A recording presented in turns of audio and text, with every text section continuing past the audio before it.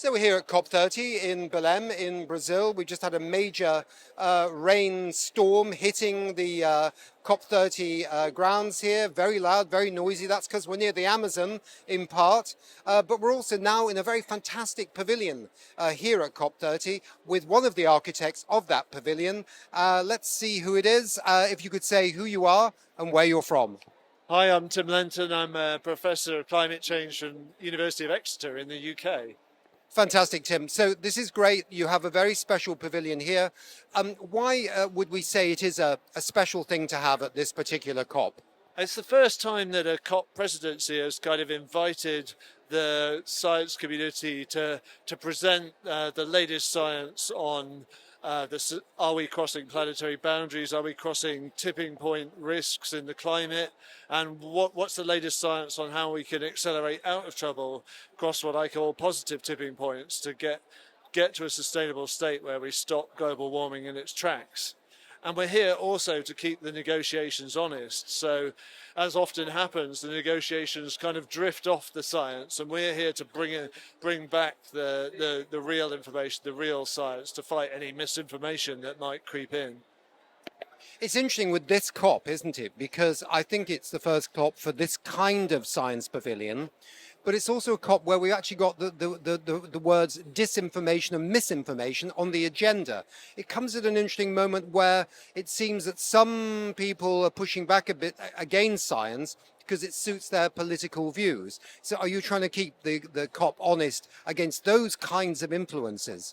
Absolutely. We're trying to keep the COP honest to the evidence, the scientific evidence, both about the climate itself, our life support system, but also that 80% of people worldwide support a more radical action to tackle the climate crisis. So the majority might be a little too silent, but we're very much the majority. And it's as you say, a few well-funded people with a vested interest in maintaining the status quo who are feeding misinformation and suppressing the change we need to a cleaner, greener, happier, healthier future.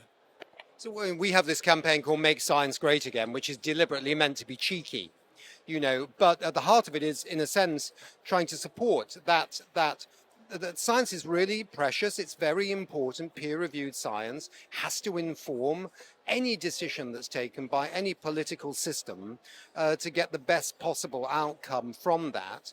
And yet, we find this kind of some places a bit of a cancel science culture.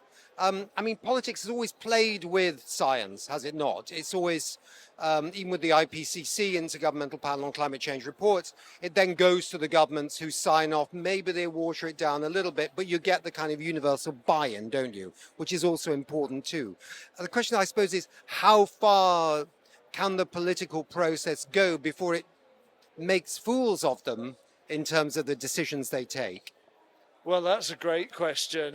You've hit all the key points there, that if we don't know what to trust and what truth is, then we're never going to get out of this crisis. So we need an anchor in what's very solid, most of it century or so old, basic science of climate change.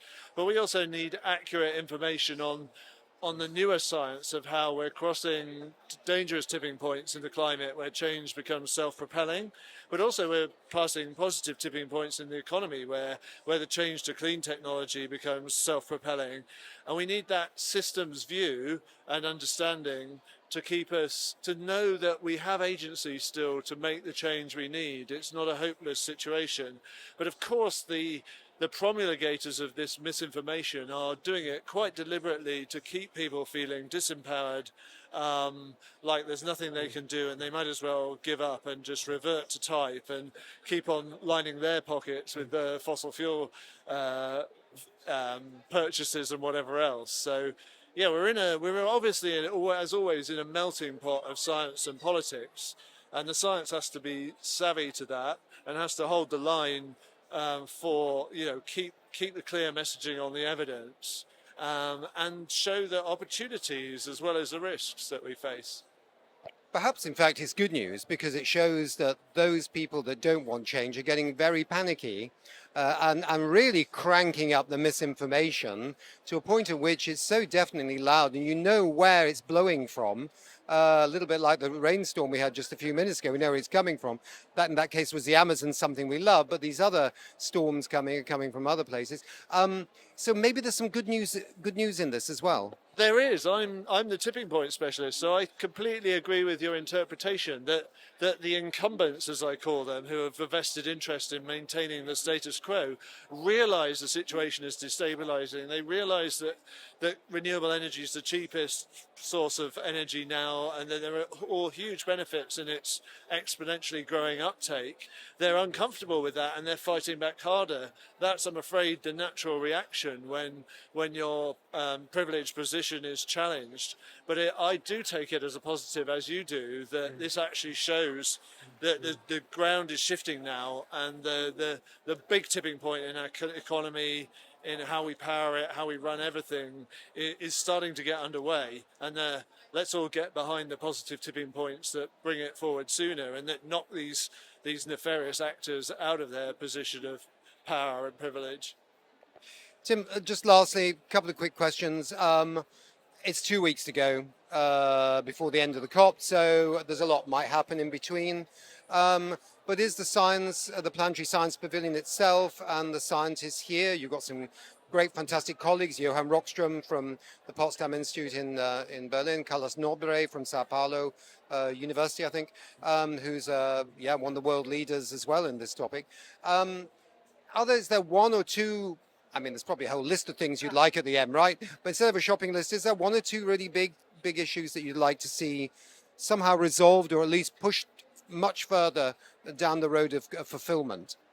Well, what I'd like to see are like the small group coalitions come together who know that they've got a shared vested interest in pushing the change we need faster, that they're going to realise the win-wins first, and they're going to make new small group collective commitments to bring forward the positive tipping points that are going to ultimately benefit everybody, and are going to shut down the actors who are trying to slow change, because eventually the change will be unstoppable. So that could be coalitions of nations, progressive nations, but I think it's also important at a COP to recognise that this is where policy, business, the research front, NGOs all come together, and we've all got some agency to, if we work together, to get those amplifying feedbacks going to create the change we need.